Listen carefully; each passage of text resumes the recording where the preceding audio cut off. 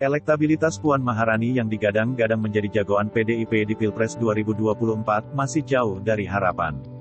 Elektabilitas Putri Megawati ini bahkan paling rendah di antara figur-figur PDIP lainnya seperti Risma, Ahok, apalagi Ganjar Pranowo.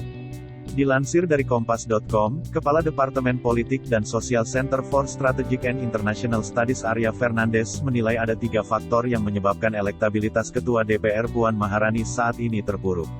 Pertama, kemungkinan masyarakat melihat sosok Puan belum mewakili bayangan publik atau preferensi sebagai pemimpin nasional pada 2024, ujar Arya kepada Kompas.com, Kamis, tanggal 24 Februari tahun 2022.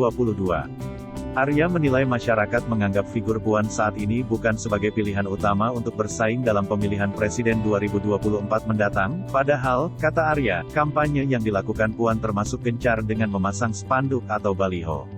Namun, ternyata upaya itu belum ampuh mengerek popularitasnya. Persoalan kedua yang membuat elektabilitas Puan adalah terkait narasi politik. Arya menilai narasi politik yang disampaikan belum bisa memikat masyarakat. Selain itu, Arya menilai narasi politik Puan saat ini termasuk abstrak dan sulit dipahami oleh masyarakat. Lalu kendala yang ketiga yang dianggap menghambat pertumbuhan elektabilitas Puan adalah soal citra dan gaya komunikasi politik. Menurut Arya, Puan memang berpengalaman di pemerintahan karena pernah menjadi Menteri Koordinator Bidang Pembangunan Manusia dan Kebudayaan, Menko PMK, anggota DPR dan kini menjadi Ketua DPR.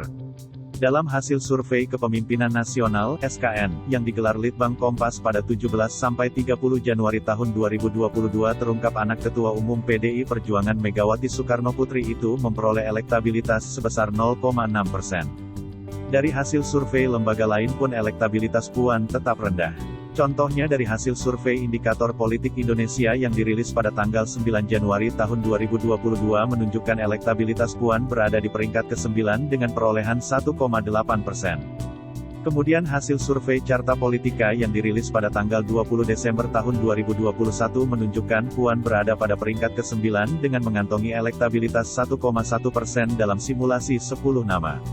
Menurut survei Saiful Mujani Research and Consulting, SMRC, di Jawa Barat pada 5-8 Februari, elektabilitas Puan juga hanya mencapai 0,8% dalam simulasi tertutup 10 nama.